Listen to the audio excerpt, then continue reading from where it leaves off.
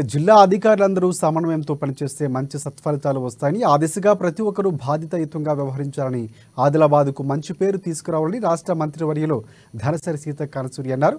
ఇక ఆదిలాబాద్ జిల్లా పర్యటనలో భాగంగా జిల్లా కేంద్రంలోని కలెక్టరేట్ సమావేశ మందిరంలో సోమవారం జిల్లా స్థాయి అధికారులతో రివ్యూ మీటింగ్ నిర్వహించారు. ఆమె పలు అంశాలపై ప్రస్తావిస్తూ దిశానిర్దేశం చేశారు. కొత్త ఆవిష్కరణలకు నాంది పలకాలని, మంచి ఆలోచన దృక్పథంతో ముందడుగు వేయాలని సూచించారు. ఆ ప్రాంత అభివృద్ధికి తన వంతు కృషి చేస్తారని చెప్పారు. ఇక విధులకు హాజరయ్యేలా వెళ్ళామా అన్న రీతిలో కాకుండా కొత్త ఆలోచనలతో ప్రజలకు సరికొత్త సేవలు అందించే విధంగా చర్యలు చేపట్టాలన్నారు. ప్రతి పనికి ఉన్నతాధికారులు ప్రభుత్వంపై ఆధారపడకుండా కొన్ని సందర్భాల్లో ఆమోదయోగ్యమైన సొంత నిర్ణయాలు కూడా తీసుకోవాలని, అది ప్రజలకు మేలు చేసేలా ఉండాలని సూచించారు. సహేతుకమైన పనులు ప్రభుత్వ సహకారం ఎప్పుడు ఉంటుందని కూడా వెల్లడించారు అనసూయ. ఇక బాధ్యతాయుతమైన అధికారులుగా సమాజంలో మార్పు కోసం ప్రయత్నం చేయాలన్నారు సీతక్క. ప్రభుత్వం తీసుకునే కార్యక్రమాల్లో భాగస్వాములైన వాటిని ప్రజలు దగ్గరకు చేరేలా కూడా చూడాలని చెప్పారు. క్షేత్రస్థాయిలో పర్యటిస్తూ ప్రజల సమస్యలు తెలుసుకోవాలని, వారికి పరిష్కార మార్గాలు కూడా ఆలోచించాలన్నారు. అంతేగాని ఆఫీసులకే పరిమితం కావద్దని, ఏసీలను అలవాటు కూడా పడొద్దని కూడా సూచించారు.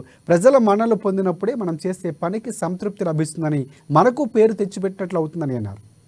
ఇక కుటుంబ సభ్యులు, బంధువులు మన గౌరవాన్ని మరింత రెట్టింపు చేస్తుందని చెప్పారు. ప్రజాప్రతినిధుల కాల వ్యవధి చాలా తక్కువని, ఇవాళ ఉన్నవాళ్ళు 5 ఏళ్ల తర్వాత మారవచ్చని, కానీ అదే అధికారులకు మాత్రం ఒక టైం పీరియడ్ ఉంటుందని, రాజకీయ ఒత్తిళ్లకు ఎక్కడా తలగ్గకుండా నిబద్ధతతో, నిస్వార్థంతో, నిజాయితీగా పనిచేస్తే ప్రజలు మనసుల్ని మనల్ని పొందుకొని గుండెలో పెట్టుకుంటారని కూడా అన్నారు. ఇక పనితనంలోనే గొప్పతనం వస్తుందని చెప్పారు. స్మార్ట్ వర్క్తో స్మార్ట్గా ఎదగాలని ఆకాంక్షించారు మంత్రి సీతక్క.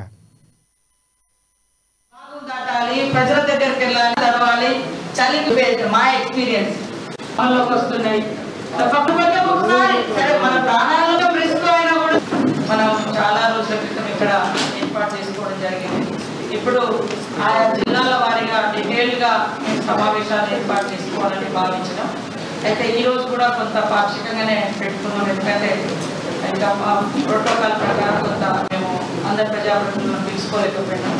కొంత అంటే ఎంపీ గారికి పార్లమెంట్ ఉండడం లేదా ఇతర కారణాల రీత్యా ఇంకా రాబోయే కాలంలో కూడా అందరు ప్రజాప్రతినిధులతో కలిసి మంచి డీటెయిల్గా పెట్టుకోవాలని ఆలోచనతో ఉన్నాం.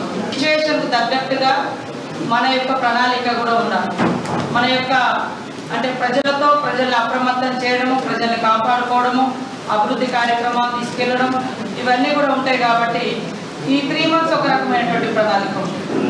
ఆఫ్టర్ మళ్ళీ మనకు అక్టోబర్ తర్వాత మళ్ళీ ఒక రకమైన ప్రణాళిక, ఆ తర్వాత జనవరి ఫిబ్రవరి తర్వాత మళ్ళీ ఒక రకమైన ప్రణాళిక, మార్చి నుంచి.